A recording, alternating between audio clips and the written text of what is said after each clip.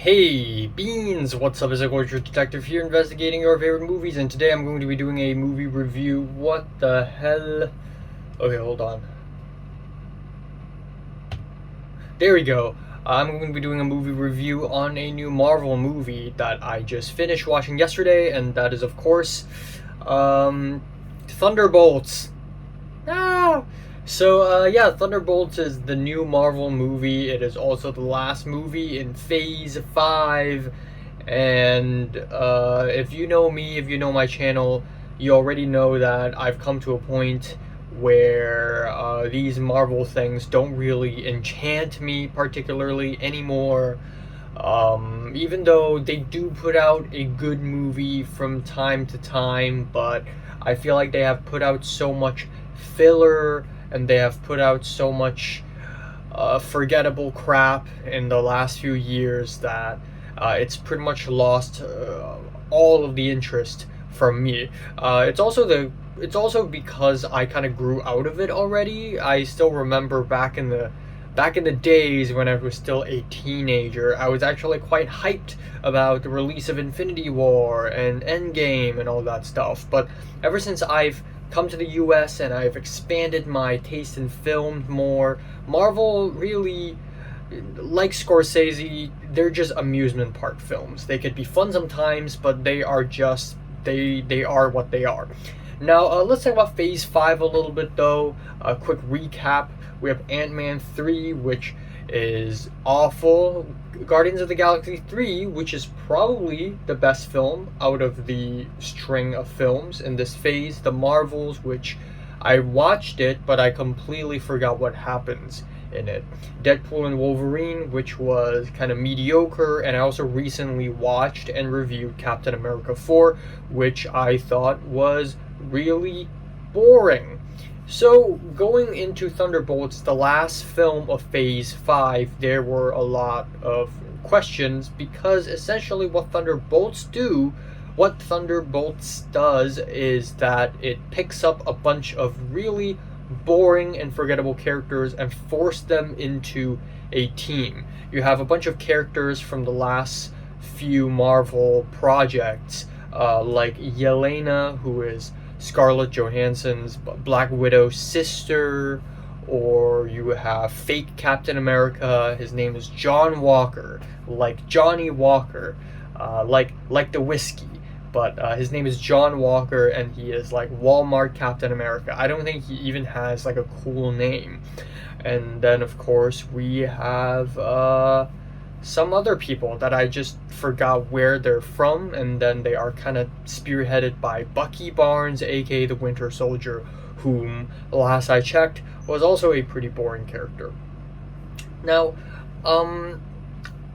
I didn't expect this, but this movie was fun. It was actually quite fun.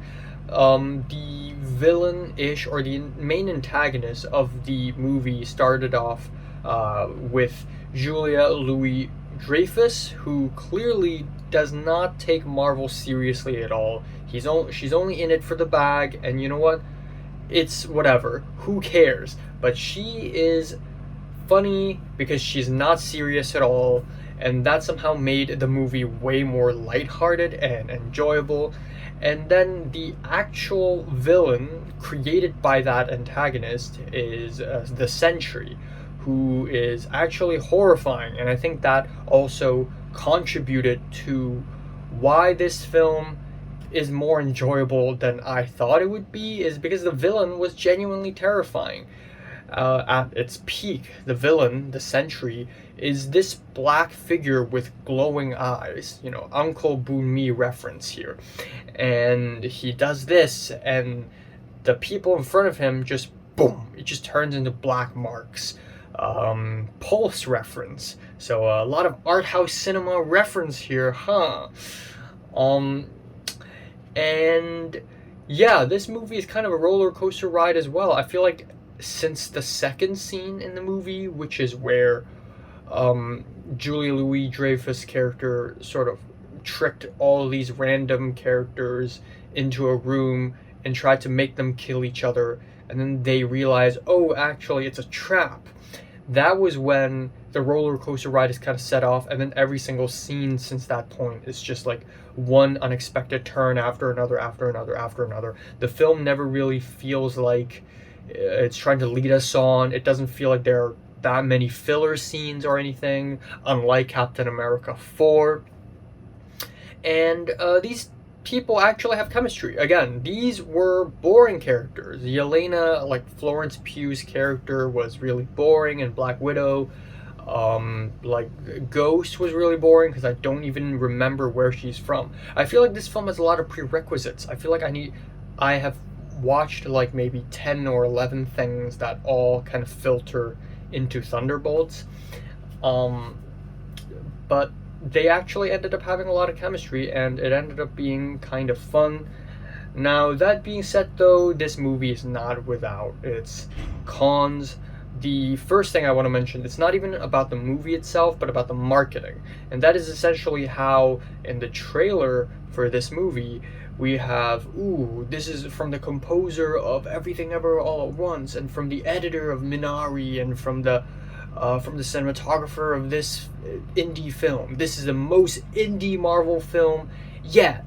And they're using indie as a buzzword to sell the movie, which is stupid as shit, because a Marvel movie is the opposite of indie. It's got millions and millions and millions of dollars backing this up.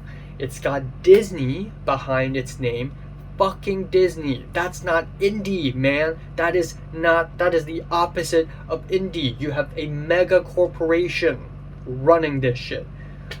And it's just a funny thing to me how Hollywood has become an Ouroboros, where I guess the head of the snake is big corporations, mega corporations movies that have no soul, and it's completely CGI, and the tail end is indie cinema, and then now it's trying to eat itself, but it's actually just within the same continuum. And yeah, you know, A24, honestly, A24 isn't even that indie anymore. They're trying to branch out, and